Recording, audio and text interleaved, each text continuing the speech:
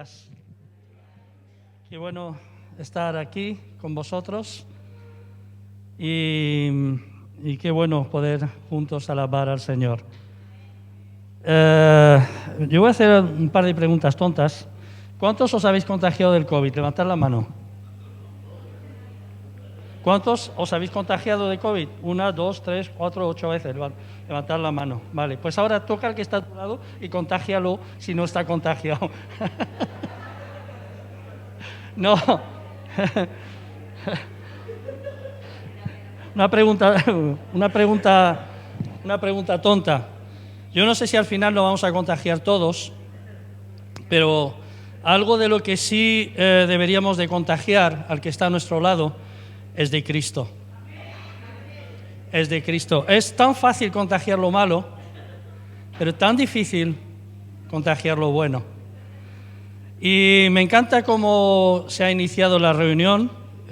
Quiero ser cortito porque los niños no pueden subir a sus clases por lo del COVID, precisamente. Quiero ser cortito, pero quiero dejar un mensaje que creo que viene del Señor porque está en la palabra, está en la Biblia. Y ojalá y algún corazón en esta mañana sea transformado por la palabra y por el toque de Dios. Quería haber presentado al equipo de alabanza quiénes son, o sea, para decir una médico, un programador de informática, alguien que creo, si no recuerdo mal, licenciado en empresariales, una psicóloga, una educadora social, que espero que se porte bien ahí donde está trabajando, alguien relacionado con el sector del automóvil, un camionero, fontanero, un multiuso, como es el Uli. Si necesitas algo, llámale. Y no sé si me falta alguien. Limpiadora, amas de casa. Lo digo porque me encanta, porque el cuerpo de Cristo lo componen gente de todo tipo y de todas las esferas de la sociedad.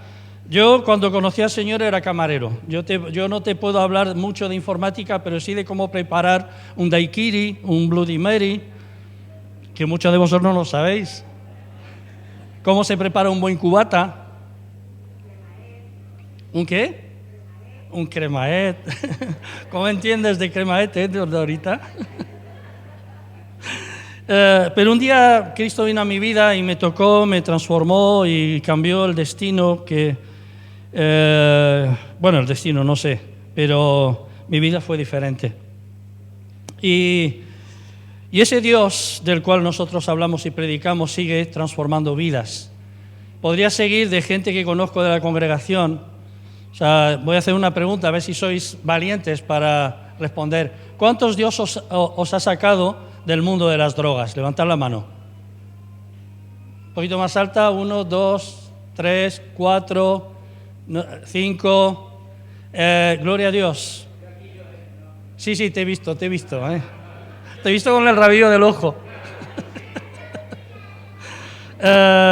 Y estamos aquí. O sea, un día Cristo vino a nuestras vidas y nos transformó. Y yo quiero hablar en esta mañana, y me encanta como estaba diciendo, espero no enrollarme mucho. Se ha hablado de Zaqueo, de que era un hombre rechazado por su pueblo. Él era judío, era hijo de Abraham, dice, descendiente de Abraham, le dice Jesús. Él también es descendiente de Abraham, dice. Y llegó un momento en el contacto que Zaqueo, ese hombre bajito que se subió a un árbol sicomoro, un sicomoro es una higuera, y estaba pensando, no sé si habéis visto las higueras, qué tontería digo, todos habéis visto una higuera, ¿no? Pero un sicomoro es una higuera bastante grande, tiene un follaje, las hojas hay tanto que es muy difícil ver cuando alguien se sube arriba, pero Jesús pasó, lo vio y le dijo baja. Y no sabemos la conversación que Jesús tuvo con Zaqueo, en casa de Zaqueo, con la familia de Zaqueo, pero lo que sí sabemos es que el encuentro que Zaqueo tuvo con Jesús cambió su vida. Y llegó el momento en que él reconoció que que él era perverso, que él era un ladrón, que era un embustero, era un mentiroso, un engañador, que había robado. Y el encuentro con Jesús le hizo darse cuenta de cómo él era y le llevó a tomar una decisión. Y la decisión fue, si yo he defraudado a alguien, se lo devuelvo cuadruplicado y la mitad de mis bienes se los doy a los pobres. O sea, Jesús cambió el corazón de un hombre avaro y egoísta en un corazón generoso. Y esto es lo que Dios quiere hacer contigo, quiere cambiarte.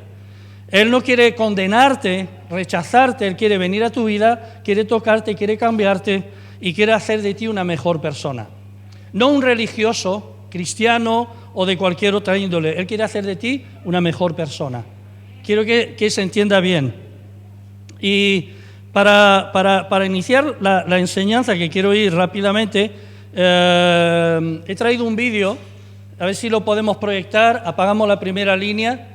Un vídeo de Pablo Motos. A mí me gusta mucho El Hormiguero, ¿no? No sé cuántos veis El Hormiguero. Trancas y barrancas y petancas. Petancas es el gordito. Yo estaría entre barrancas y petanquilla, ¿no? O sea, ¿no? Y a veces Pablo Motos, que es de aquí de Requena, valenciano, comparte unas reflexiones que son sumamente interesantes. Y hay una que me gustaría que pudiéramos escucharla. ¿Ok? Me pongo aquí para... Así que adelante con el vídeo. Bueno, pues ha llegado el momento de pensar un poco, pasarnos de la raya. El otro día me dijo un psicólogo que no se puede ser feliz si no conoces tus zonas oscuras. Así que me puse a ello y fue demoledor, fue horrible. Y no solo para mí, la verdad es que creo que nadie es inocente aunque se demuestre lo contrario. Nadie. Vamos de buenos, nosotros nunca tenemos la culpa de nada, todos son culpables de todo menos nosotros. Si hay un atasco, la culpa es de los demás, que son unos imbéciles que se les ha ocurrido salir a la misma hora que a nosotros. Si los políticos nos roban, la culpa es de los políticos, que son unos corruptos, y no tuya, que lo permites con tu silencio cómplice y tus votos. Si las calles están sucias, la culpa es de la gente, que es muy guarra. La culpa siempre es de la gente, siempre es de la gente, de los otros, que miran para otro lado cuando ven una agresión o un maltrato, que si pueden engañar a Hacienda lo intentan, que prefieren hacer reformas en su casa sin factura para ahorrarse unos euros. Los demás, que derrochan el agua, que cogen el coche hasta para ir a la esquina, que tienen las repisas del cuarto de baño a rebosar de aerosoles, que vienen supercargados de bolsas de plástico del súper y encima no reciclan. Todos son culpables, menos tú, que cuando la cajera se equivoca y te da 5 euros de más, te los guardas, sin decir ni pío. Que menos mal que no pensamos en voz alta, que no se nos oye, porque nadie es inocente aunque se demuestre lo contrario. Menos mal que no se nos oye por fuera lo que le dirías a veces a tu jefe, o a tu pareja, o a tu hijo. Menos mal que nadie nota lo a gusto que te quedarías empotrando a tu compañera o a tu compañero de trabajo. Menudo polvo le pegabas. Nadie se salvaría si nos pudiesen ver por dentro. Es una ingenuidad creer que el ser humano es bueno por naturaleza. Si eso fuese así, la historia de la humanidad sería distinta, ¿no crees? Hay que aceptarlo, somos funcionalmente malos. Nos atrae la maldad. Y casi siempre que tenemos ocasión o que no nos vigilan, la preferimos. En lo más profundo de nosotros, casi todos, llegado el caso, somos envidiosos, cotillas, falsos, miserables, traidores, infieles, egoístas, aprovechados, injustos, intolerantes, clasistas, sectarios, corruptos y violentos. El mundo no está como está por una panda de malvados que nos lleva a la destrucción. Si solo fueran una panda, podríamos con ellos. Lo cierto, aunque lo vamos a seguir manteniendo en secreto, es que a menudo nos parecemos mucho a ese que no queremos ser. Hasta mañana.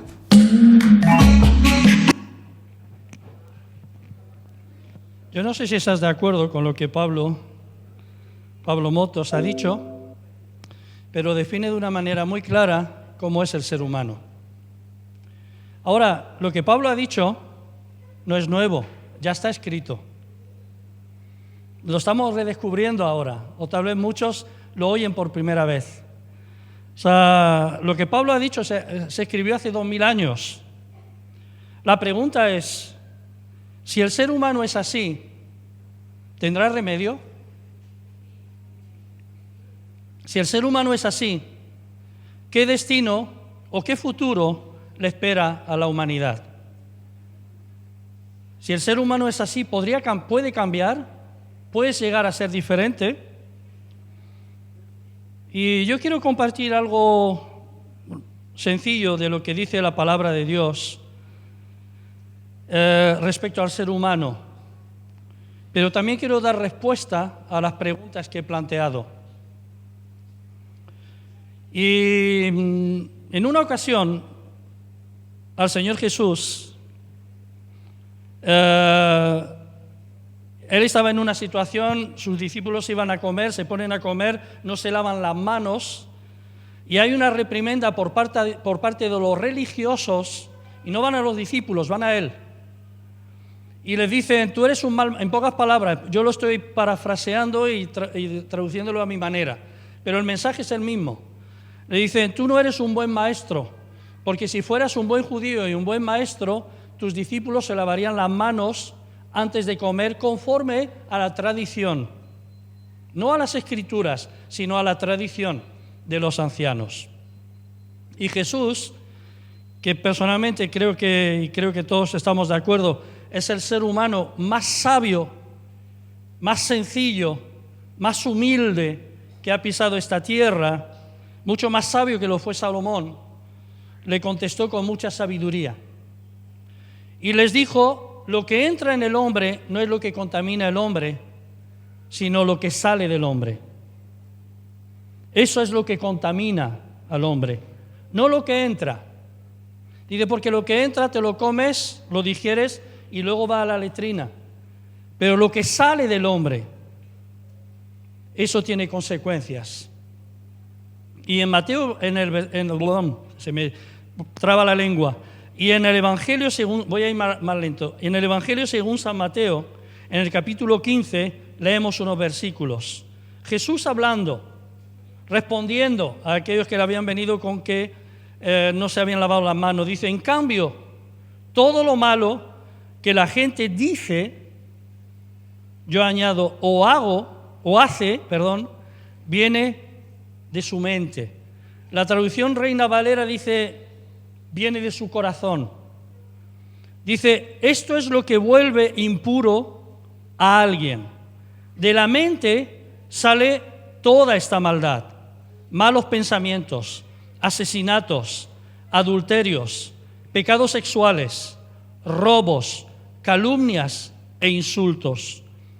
Eso es lo que vuelve impuro a alguien y no el hecho de que se lave o no las manos antes de comer. Indudablemente que lavarte las manos antes de comer para que no ingieras ningún germen es saludable hacerlo.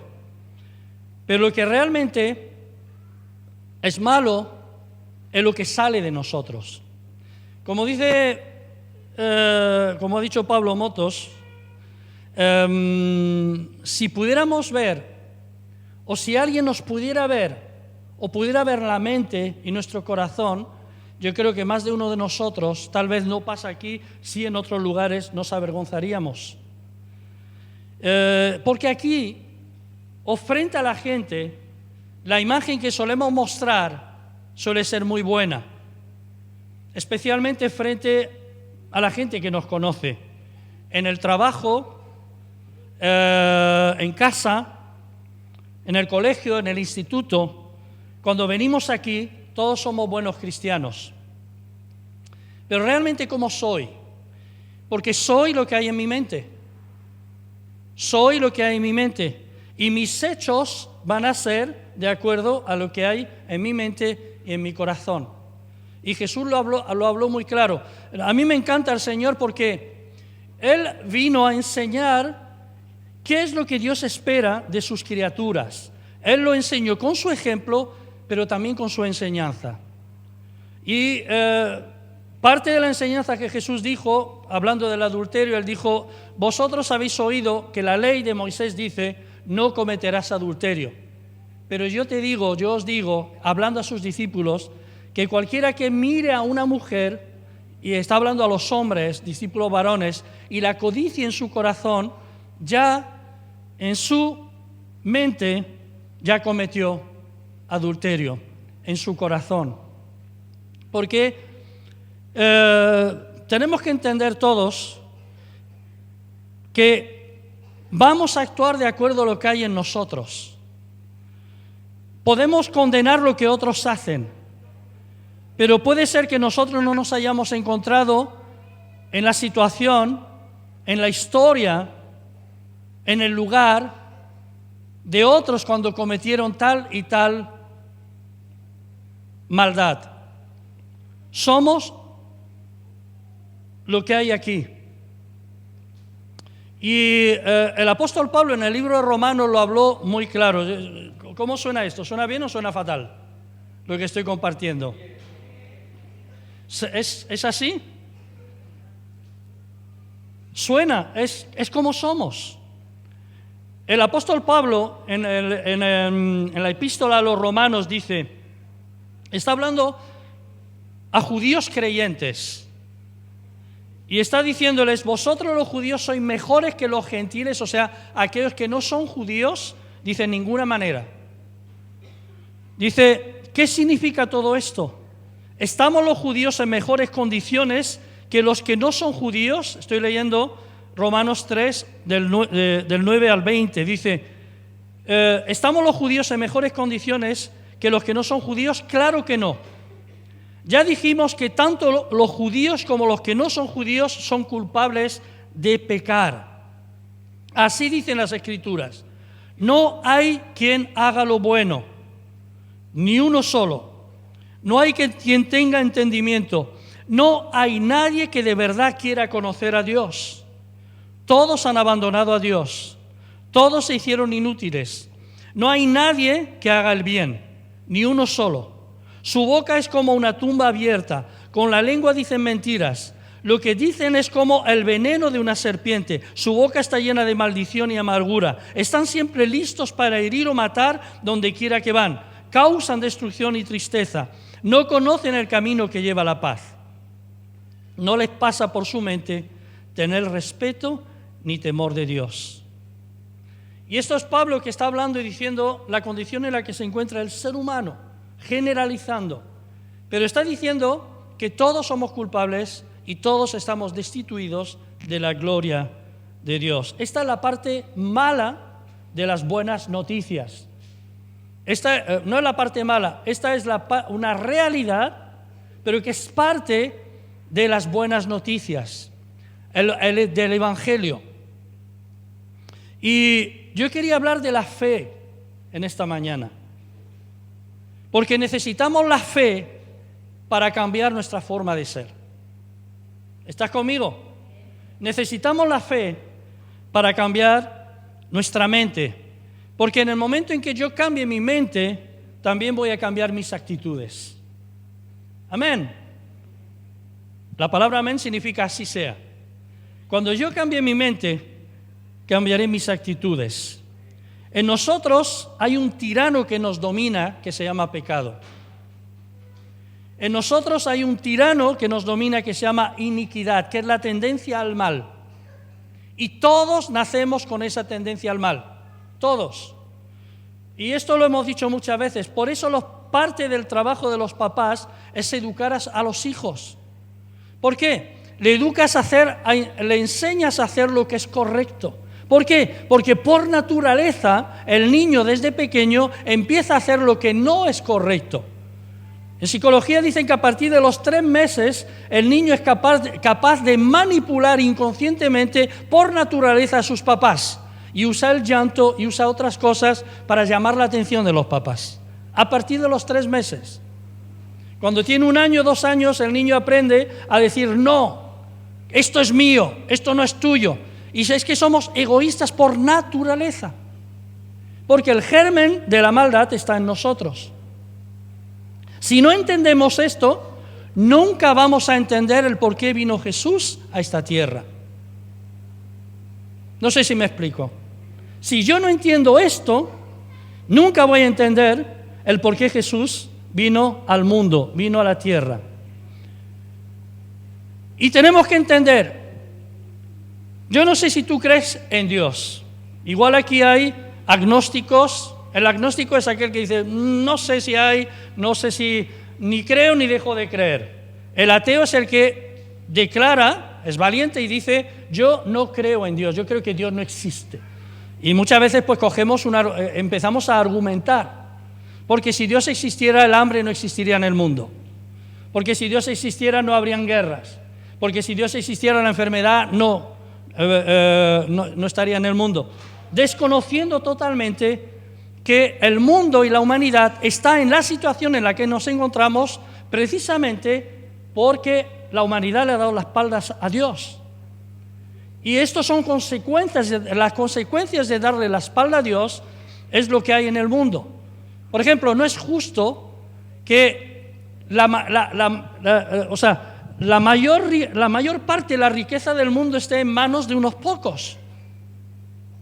No es justo que si el COVID es tan dramático, que los países más adelantados, más avanzados o más desarrollados o con un poder económico más fuerte tengan su población casi al 80, al 75, al 80, al 90% vacunado y los países pobres no tengan esta oportunidad.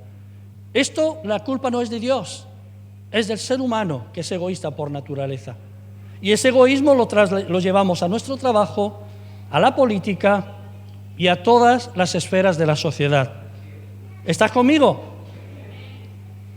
Por eso no es que Dios no existe. Yo no sé, yo con todo mi corazón, yo era ateo. Yo me crié en un hogar católico.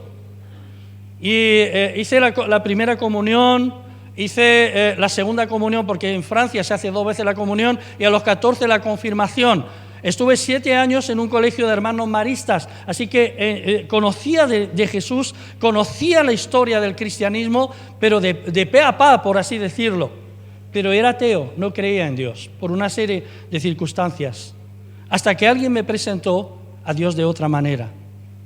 Un Dios cercano, no lejano. Un Dios al que yo no le puedo comprar, pero sí que me ama. Un Dios que dio todo lo que tenía por mí. Bueno, todo lo que tenía. Su Hijo. Y con su Hijo todo. Por mí. Y cuando entendí esto, mi vida cambió.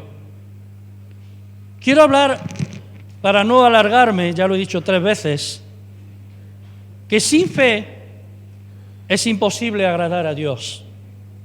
Necesitamos cambiar la fe religiosa por una fe auténtica. Repito la frase, necesitamos cambiar la fe religiosa por una fe auténtica. Mis hechos determinan mi fe. Eso lo dijo el apóstol Santiago, pero no el apóstol Santiago. Santiago, el hermano del Señor, en su epístola, que quiero corregir porque a veces mal. Él dijo, muéstrame tu fe sin tus obras, que yo te mostraré mi fe por mis obras. Está diciendo en pocas palabras, tú puedes decir que tienes fe, demuéstramelo con tu vida. Que yo te voy a demostrar mi fe con mi vida. Si Cristo me cambió, lo voy a demostrar con mi vida. No porque yo lo digo. Porque es fácil decir que yo tengo fe. ¿Qué es la fe? La fe va más allá del mero creer.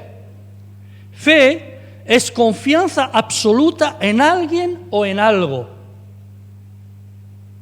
Eso es fe. La fe no es creer. Hay muchos creyentes que no tienen fe. La fe es una confianza absoluta en alguien o en algo. Por ilustrarlo de alguna manera, la fe es lo que tiene un niñito pequeño en su papá, que cuando ve algo que le asusta, se coge del pantalón de su padre porque sabe que su padre hará por él todo lo necesario para protegerle.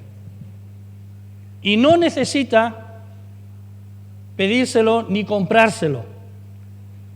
Confía totalmente en su papá.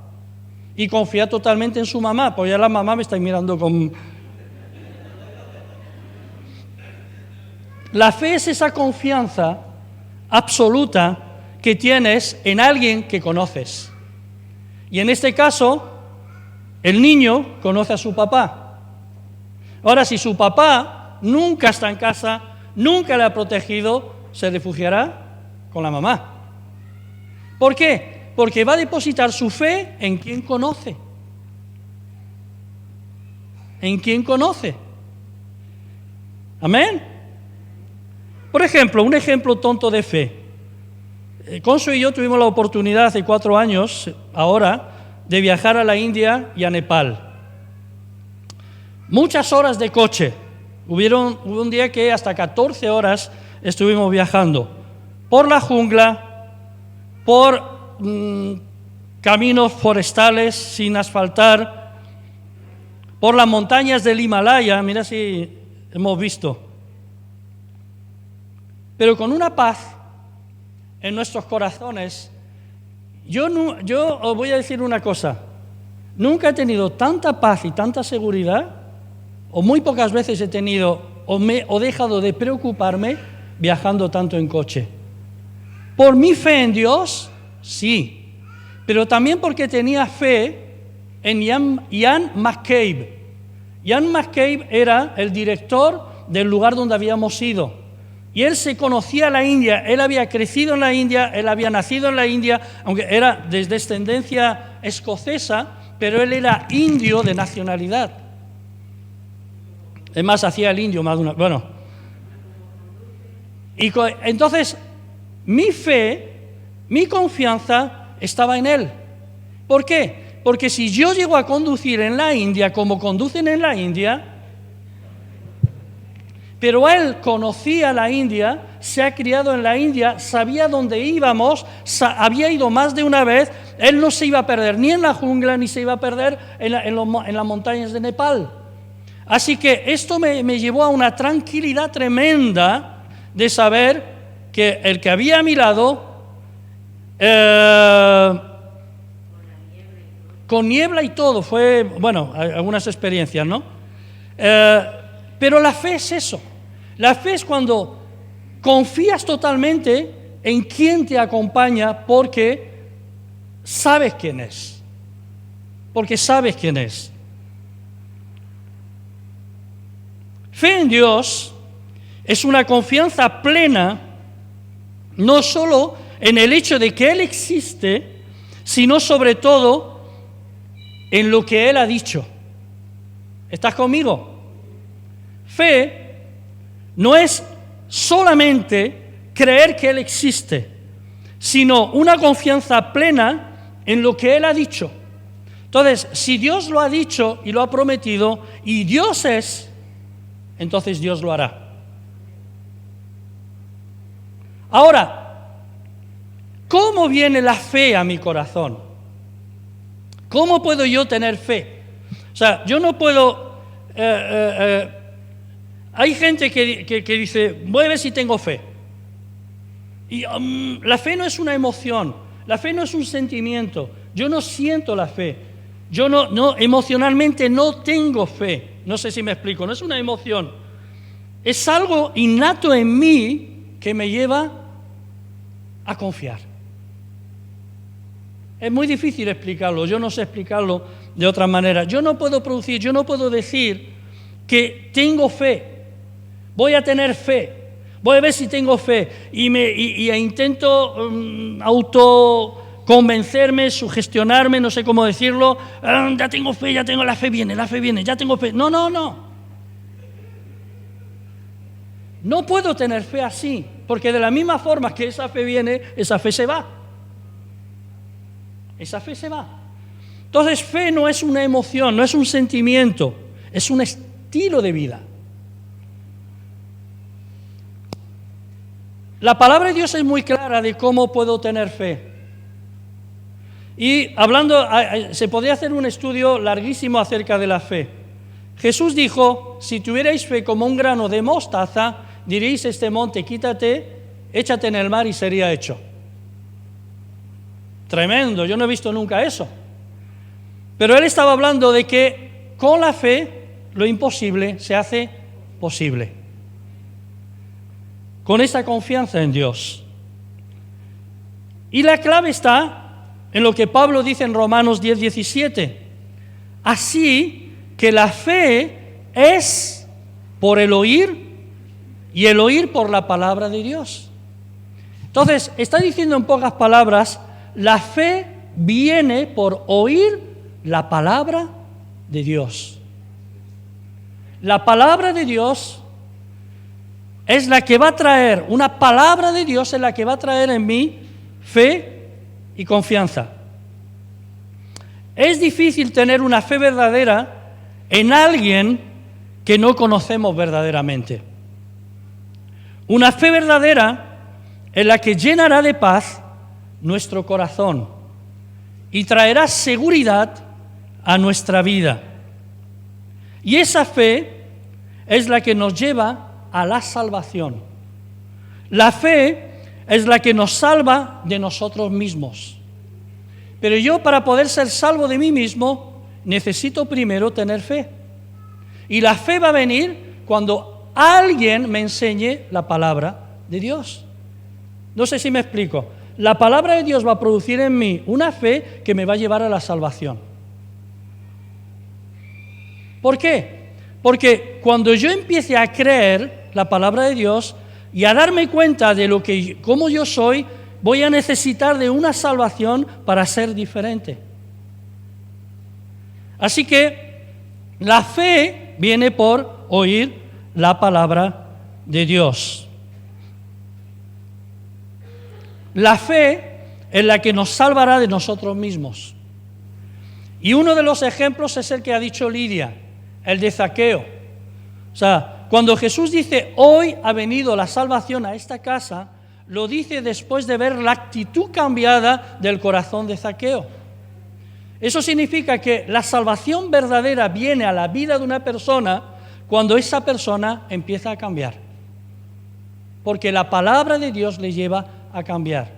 Hasta aquí has mentido, pero la palabra de Dios dice, no mentirás, así que esa palabra tiene que producir en ti un efecto y en mí para llevarme a un cambio. Hemos resumido la salvación a lo que yo leía en el catecismo cuando era pequeño. Ser cristiano te hará que vayas al cielo, pero la salvación no es solo el hecho de que cuando yo muera voy a ir a la presencia de Dios. Es más, habría que hacer otro estudio respecto al cielo, al infierno, todo esto, ¿no? Para entenderlo bien. Existen esos lugares como son, pero eso es otro estudio, no me pidáis ahora. Es interesante, pero bueno. Pero la salvación, sobre todo, se ve en lo que Dios ha hecho en mí aquí, en esta tierra. Porque si Dios no ha hecho nada en mí, en esta tierra, ¿quién me asegura que voy a estar en su presencia? Porque se supone que el que ha tenido un encuentro con el Cristo Salvador tiene que cambiar. Y si no cambia de la noche a la mañana, habrá un proceso de cambio, pero algo tiene que empezar a cambiar. La fe es lo que nos lleva a la salvación. Efesios 2, 8, Pablo a los Efesios, la epístola a los Efesios, dice, por gracia sois salvos por medio de la fe. Y esto no de vosotros, pues es don de Dios. Y en otras versiones está hablando que ese don de Dios, ese regalo, es la salvación. No por obras para que nadie se gloríe, porque somos hechura suya, creados en Cristo Jesús para buenas obras, las cuales Dios preparó de antemano para que anduviésemos en ellas. ¿Qué significa? Si lo leemos dentro del contexto, Pablo está diciendo, vosotros antes estabais muertos en vuestros delitos y pecados, y erais como los demás, pero Cristo un día vino a vuestras vidas y os transformó. Creísteis en el que murió, pero resucitó, quien derramó su sangre en la cruz del Calvario y hizo posible que el Padre os perdonara. En consecuencia, ahora ya no somos como el resto, o no debemos de ser como el resto. ¿Por qué? Porque somos hechura suya, creados en Cristo, tú y yo, para buenas obras, las cuales Dios preparó de antemano para que anduviésemos en ellas. Y esas buenas obras las tenemos bien plasmadas en la palabra de Dios, cómo Dios espera que tú y yo seamos. Así que la salvación rompe el dominio de esa naturaleza pecaminosa y nos lleva a vivir de acuerdo a la voluntad de Dios. Esa es la salvación. Y en medio está la fe. Es cuando yo creo en Dios y le creo a Él. Y cuando yo le creo a Él, entonces tomo la decisión de hacer lo que Él espera de mí. Amén. Es una confianza plena en que Dios es. Y que Dios cumple lo que Él dice. Y hermanos míos, cuando yo entrego mi vida a Cristo, Dios toma el control de mi vida. Y muchos de los que estamos aquí lo hemos visto en acción, lo hemos visto en pequeños hechos. Me venía a la mente, nosotros, esta mañana le preguntaba a Consuelo, ¿cuándo fuimos nosotros a Alcácer a hacernos cargo del punto de misión?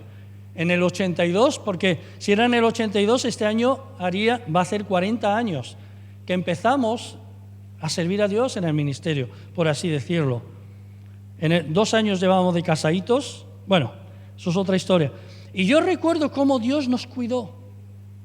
Me acuerdo de algo que me sucedió a mí. Yo no sé si teníamos, era el Panda que nos habíamos comprado, era el GS que teníamos. Pero nos fuimos de Chiribella, que vivíamos trabajando aquí, a Alcácer a vivir, pero seguíamos trabajando aquí, para llevar un puntito, un localito y hablar de Cristo allí en Alcácer. Y yo recuerdo que yo venía todas las mañanas, volvía a mi trabajo, pam, pam. Y una noche, ya era de noche, porque trabajaba por la mañana y por la noche, una semana por la mañana y otra semana por la tarde, yo mismo me estoy ya...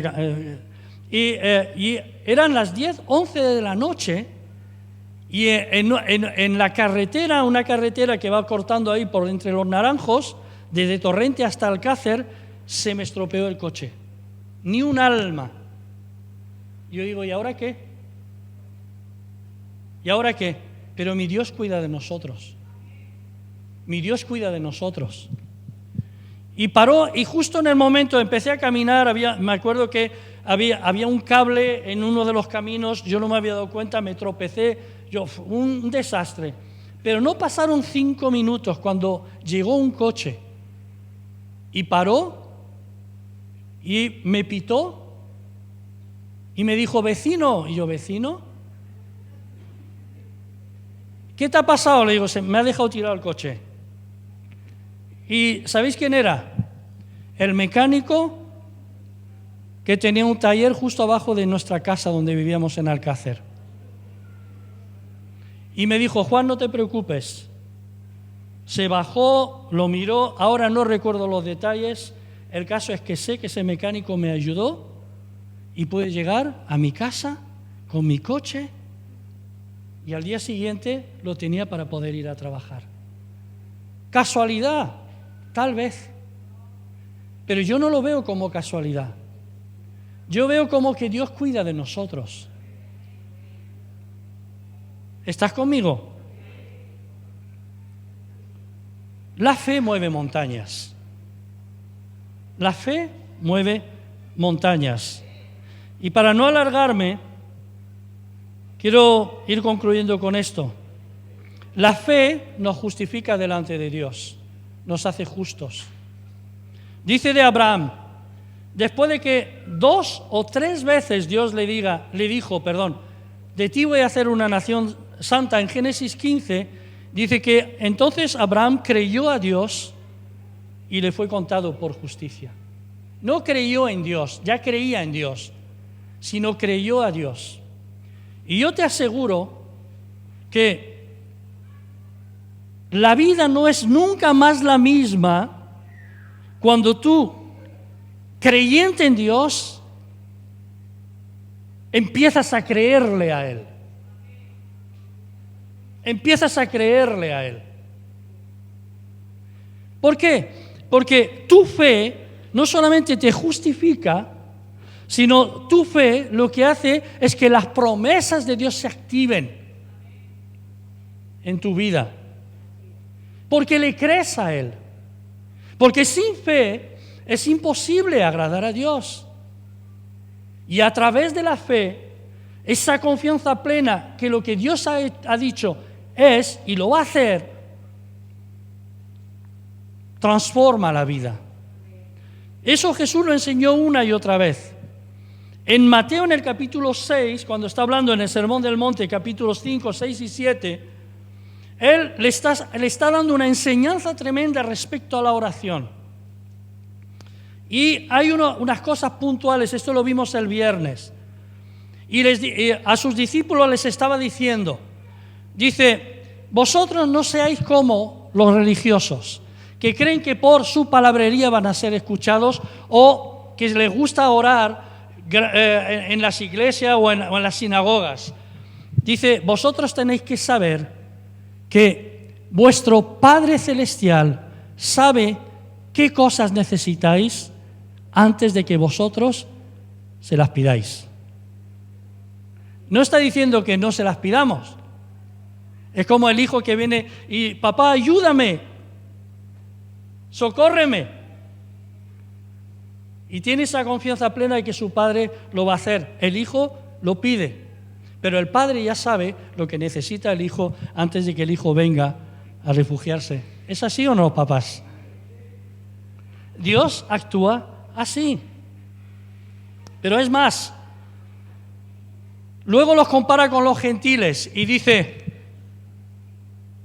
vosotros no os preocupéis en qué comeremos, cómo vestiremos, qué vestiremos, y qué más, que se me ha ido.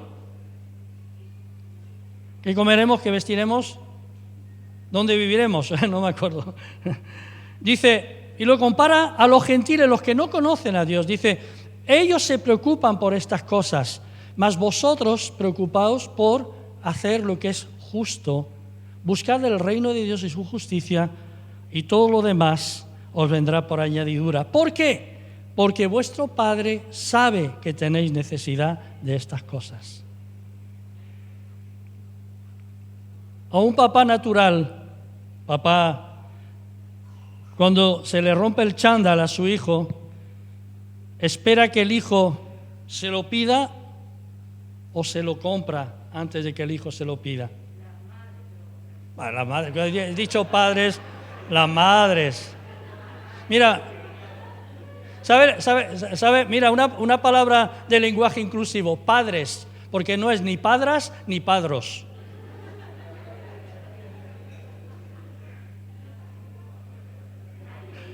Y en padres están madres también. Madros o madras, ¿no? Las madres, los papás, mejor dicho, perdón, corrijo, gracias Consu. Corrijo. Sabemos qué necesitan nuestros hijos. Aleluya. Pero a veces el hijo dice, en vez de, papá o mamá, no me pongas lentejas, me gusta más la hamburguesa. Eso es orar. Eso es orar. ¿Estás conmigo? Y también podemos hacerlo con nuestro papá. Papá, no me gusta el Dacia, me gusta más un Mercedes.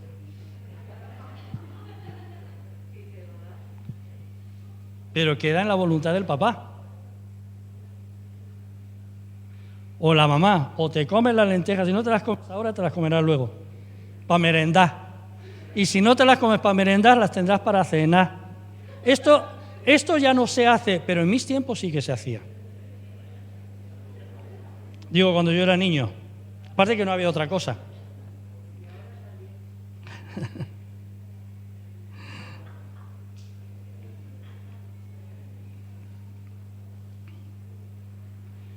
Y termino con esto. Había hablado de Abraham. Dice, hay una versión que dice en Génesis 15:6, no sé cuánto tiempo, porque me paso demasiado. Dice Génesis 15:6. Lo voy a leer en 3 versiones. Y creyó a Jehová y le fue contado por justicia. Está hablando de Abraham. En la nueva versión viviente, dice, y Abraham creyó al Señor y el Señor lo consideró justo debido a su fe. Y hay una versión, que es la versión del lenguaje popular, que dice, Abraham creyó al Señor y el Señor le concedió su amistad. Me encanta. Me encanta lo que puede hacer la fe.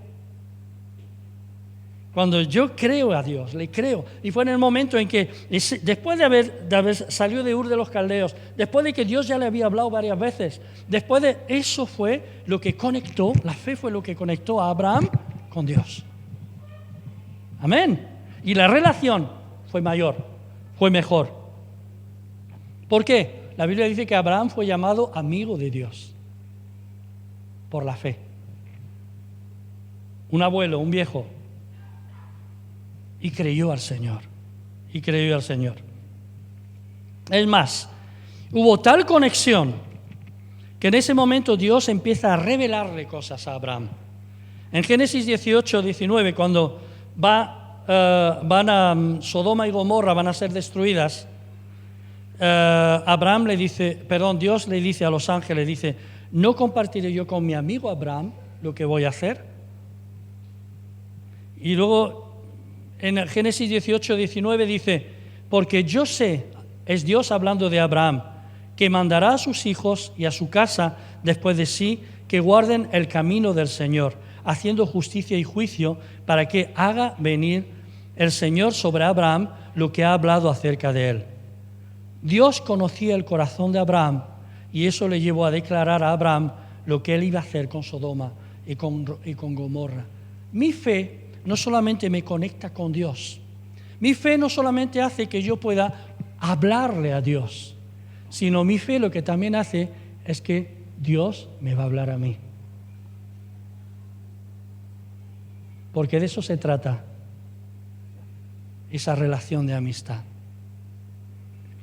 Y la pregunta es, entonces, ¿cómo puedo yo acercarme a ese Dios o creer en ese Dios? Jesús respondió en Juan 17, dijo, él hablando al Padre, dice, Padre, esta es la vida eterna, que te conozcan a ti y a Jesucristo, a quien has enviado. Entonces, yo no puedo acercarme a Dios por mí mismo, porque no soy capaz. Pero alguien vino para quitar de en medio lo que me separaba, lo que hacía imposible que yo pudiera acercarme a Dios. Ese alguien se llama Jesús. Dios hecho carne, engendrado en el vientre de una virgen llamada María, por obra del Espíritu Santo. Alguien puro, sin pecado, caminó hace 2000 años entre la humanidad. Alguien que vino a poner en orden el caos que hay en el corazón del ser humano. Ese alguien, 33 años después de nacer, murió en una cruz por voluntad de Dios. No por voluntad del ser humano, sino por voluntad de Dios y por voluntad de sí mismo, para que el ser humano, a través de ese sacrificio que rompe el dominio de ese tirano que está en cada uno de nosotros, que se llama maldad, iniquidad o, de otra forma, pecado, dejara de dominarnos. Y para que a través de la sangre que fue derramada, el Padre pudiera perdonarnos y atraernos hacia Él y conectar con nosotros. A través de Cristo conectamos en una amistad con Dios que revoluciona y transforma nuestras vidas. ¿Qué está pasando ahí? La naturaleza humana.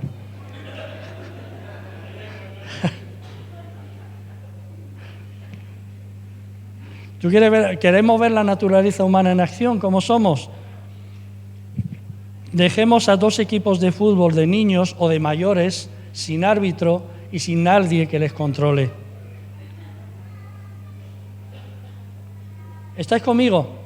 Entonces, termino animándote, no obligándote, pero sí animándote en que creas en ese evangelio que he intentado resumir en esta mañana. La voluntad de Dios es que no quiere ni que ningún hombre, ninguna mujer, ya me está mirando, mi mujer siempre me... ¿A quién votaste? No lo digas, no. Ahora, esto parece broma, pero no es. ¿Sabéis que cada uno votamos a un partido diferente y somos matrimonio, eh? Es verdad, votamos... Yo no digo a quién, bueno.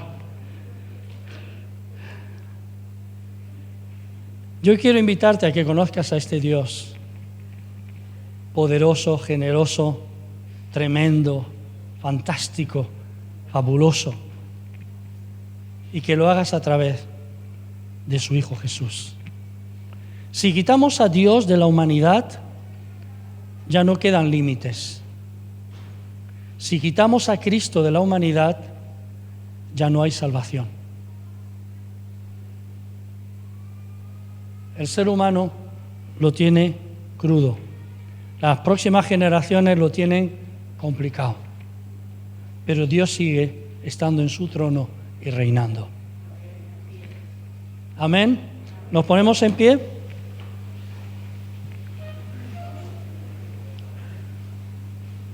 No sé si he conseguido explicarme bien. No quiero convencer, comparto mi experiencia. Y le damos las gracias al Señor. Padre, muchas gracias por habernos permitido estar aquí en esta mañana. Hemos venido, hemos cantado de ti, te hemos cantado a ti.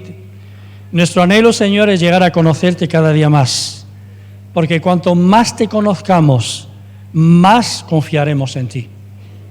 Y yo quiero rogarte, Padre, que tu palabra no vuelva vacía a tu presencia, sino que produzca en cada mente, en cada corazón, aunque nos hayas hecho libres de creer, no creer, Señor, pues que produzca el resultado para el cual ha sido enseñada. Quiero darte las gracias, Señor, por lo que tú estás haciendo hoy, aquí en Chirivella, en Valencia, en la Comunidad Valenciana, en España y en el mundo. Quiero honrar tu nombre, quiero levantar el nombre de Jesucristo, sin el cual el ser humano no podría ser salvo. Y quiero darte, Padre, gracias por haber enviado a tu Espíritu Santo para que Él more en el seno de la Iglesia. A ti la gloria y a ti la honra en el nombre de Jesús. Y, Señor, yo quiero levantar una oración por si alguien de los que están aquí está pasando un momento difícil, un momento en el que se encuentra atribulado por las circunstancias o desesperado. Yo quiero orar, Señor, para que le ayude, Señor, en su necesidad. Y si hay alguien que está enfermo, Padre, yo quiero rogarte que tu mano sanadora, tu mano, Señor, oh Dios, que toca las células, toca todo, Señor, pueda traer salud donde hay angustia, donde hay enfermedad. Muchas gracias, Jesús, por todo. Te honramos, queremos darte lo mejor de nosotros. Y permíteme, Padre, terminar esta charla contigo dándote las gracias por la paciencia que has tenido conmigo durante todos estos años y con cada uno de los que estamos aquí. Muchas gracias. Amén. Amén. Pues terminamos aquí. Muchas gracias por haber estado aquí en